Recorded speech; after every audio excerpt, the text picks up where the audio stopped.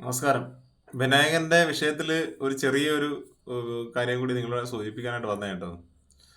അപ്പോൾ ഇന്ന് secret agent എന്ന് പറയുന്ന ഒരു യൂട്യൂബ് ചാനൽ, ഒരു വ്ളോഗർ ഉണ്ടല്ലോ, നമുക്ക് എല്ലാവർക്കും അറിയാവുന്നതാണ്. അത്യാവശ്യം ഒരു കാറും എടുത്ത് രാവിലെ ഇറങ്ങുന്നതാണ് അദ്ദേഹം.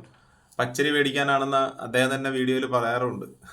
പച്ചരി മേടിക്കാനാണ് നിങ്ങൾ ദയവ് ഇത് വീഡിയോ കാണണം എന്നൊക്കെ പറഞ്ഞിട്ട് ഒരു പ്രത്യേക ഒരു എന്താ പറയുന്ന ശൈലിയിലാണ് വീഡിയോ ഒക്കെ ചെയ്യുന്നത്. എന്ത് തന്നെയായാലും നമുക്ക് അദ്ദേഹത്തിന്റെ ഒരു വീഡിയോ ആയിട്ട് ബന്ധപ്പെട്ട് വിനായകന്റെ വിഷയത്തിൽ എങ്ങനെയാണ് അത് ബന്ധപ്പെട്ടിരിക്കുന്നത് നമുക്ക് നേരിട്ട് നോക്കാം. ഇതുപോലെ തന്നെയാണ് ഇവിടെ ഇവിടെ ലഹളം നടത്തുന്നത്. ഇവിടുത്തെ മാധ്യമങ്ങളും സീനിയർ ഒരു ചെറുകിട മാധ്യമങ്ങൾ എന്ന് പറയുന്ന രീതിയിൽ യൂട്യൂബേഴ്സും കൂടെ ചേർന്നാണ് ഇവിടെ പ്രശ്നങ്ങൾ ഉണ്ടാക്കിക്കൊണ്ടിരിക്കുന്നത്. രേണു സുധിയുടെ വിഷയത്തിലും അത് തന്നെയാണ്, നമ്മൾ നേരിട്ട് കണ്ടുകൊണ്ടിരിക്കുകയാണല്ലോ. ഒരു സൈഡിൽ മുഖ്യധാരാ മാധ്യമങ്ങൾ ഇവിടെ രാഷ്ട്രീയ പ്രശ്നങ്ങൾ ഊതിപ്പെരിപ്പിച്ച് ഇവിടെ നാട് നന്നാക്കാനായിട്ട് ശ്രമിക്കുകയാണ് അവർ. പക്ഷേ കോമഡിയാണെന്ന് മാത്രം.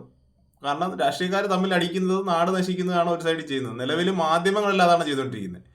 ഇതിനിടയ്ക്കാണ് ഈ ചെറിയ ആർട്ടിസ്റ്റുകളെ തേജോവധം ചെയ്യുന്ന യൂട്യൂബേഴ്സ് ഉള്ളത്. അപ്പോൾ ആ യൂട്യൂബേഴ്സ് ആയിട്ടുള്ളതിൽ ഒരു വ്യക്തിയാണ് ഈ സീക്രട്ട് ഏജന്റ് എന്ന് പറയുന്നത്. ഞാൻ ആ വീഡിയോ ഒന്ന് ജസ്റ്റ് ഒന്ന് പ്ലേ ചെയ്യാം.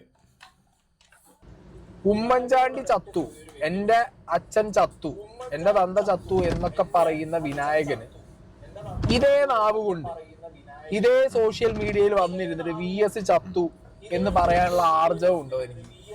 അങ്ങനെ എനിക്ക് പറയാൻ പറ്റൂ? എന്റെ തന്ത ചത്തു, ഉമ്മൻചാണ്ടി ചത്തു. അങ്ങനെയാണെങ്കിൽ നീ വന്നിരുന്ന് VS അച്യുതാനന്ദൻ ചത്തു എന്ന് പറഞ്ഞു നോക്കുക. പറയാൻ പറ്റുമോ എന്നെ കൊണ്ട്? അങ്ങനെ പറയാൻ പാടില്ല ആ മനുഷ്യനായി കഴിഞ്ഞാൽ. മനസ്സിലായോ?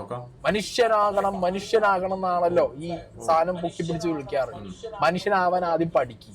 മനസ്സിലായില്ലേ? രാഷ്ട്രീയം വേണം, രാഷ്ട്രീയം വേണ്ടെന്നൊന്നും ഞാൻ പറയുന്നില്ല. മനുഷ്യന്മാരാണെങ്കിൽ രാഷ്ട്രീയം വേണം. പക്ഷെ അന്തം കമ്മികളായ ഈ പറഞ്ഞ ഈ തീട്ടത്തെ ഏജന്റ് തീട്ടത്തിൽ ഏജന്റ് അല്ലല്ലോ, സീക്രട്ട് ഏജന്റ്. സീക്രട്ട് ഏജന്റിനോട് എനിക്ക് പറയാനുള്ളത്, ആദ്യം നീ നേരെ ചൊവ്വയെന്ന് ഒരിടത്ത് നിൽക്കി. ഒരു കാല് നീ ഒരു വള്ളത്തിലും അടുത്ത കാല് വേറൊരു വള്ളത്തിൽ നിന്ന് കഴിഞ്ഞാൽ അങ്ങനെയാണ് പോവാൻ മുന്നോട്ട്. കവട്ട കീർത്തല്ലേ ഉള്ളു നിന്റെ. നീ നേരെ ചൊവ്വേ സംസാരിക്കുക. നീ ആദ്യം നിന്റെ വായിലെന്ത് പറഞ്ഞേ? നിനക്ക് ചുണയുണ്ടെങ്കിൽ നീ ഒന്ന് സംസാരിക്കടാ. നീ ചുണയുണ്ടെങ്കിൽ നീ അങ്ങനെ ഒന്ന് സംസാരിച്ച് നോക്ക്. നീ ഈ പിരിവെല്ലാം കൂടെ കയറ്റി വിട്ടിട്ട് അടുത്ത സെക്കൻഡിൽ തന്നെ നീ അടുത്ത ഡയലോഗ് അല്ലേ അടിക്കുന്നത്. പിന്നെ നിന്നെ എങ്ങനെയാണ് ഇവിടെ വിശ്വസിക്കുക? ആദ്യം നിന്നെ പോലെയുള്ള കുറച്ച് യൂട്യൂബേഴ്സാണ് ഈ നാട്ടിൽ പ്രശ്നം ഉണ്ടാകുന്നത്. ആ രേണു സുധിയെ ഒരു സൈഡിൽ ഇരുത്തിയത് നിന്നെ പോലെയുള്ള കുറച്ച് വാണങ്ങളാണ്, ഒരു സംശയമില്ല. അപ്പോൾ എന്ത് തന്നെ ആയാലും നിന്റെ വെല്ലുവിളി ഏറ്റെടുത്തോ എന്നുള്ളത് അറിയത്തില്ല എനിക്ക് പേഴ്സണലി. ഇപ്പോൾ നമുക്ക് അറിയത്തില്ലല്ലോ വിനായകൻ എന്താണ് ചെയ്യുന്നത്, ഏത് രീതിയിലാണ് പ്രവർത്തിക്കുന്നത്, നമുക്കും അറിയാൻ പറ്റത്തില്ല. അപ്പോൾ എന്തായാലും നിങ്ങൾക്കൊക്കെ ആണല്ലോ അത് അറിയാവുന്നത്. എന്തായാലും ഞാൻ ഒരു ഫേസ്ബുക്ക് പോസ്റ്റിന്റെ ആ ഒരു ജസ്റ്റ് ഒരു കട്ടിങ് ഞാനിപ്പോൾ ഈ വീഡിയോ വെക്കാം. നീ അത് നല്ലോണം ഒന്ന് വായിച്ചു പോകും ആദ്യം. അപ്പോൾ നിനക്ക് കാര്യങ്ങൾ മനസ്സിലാവും.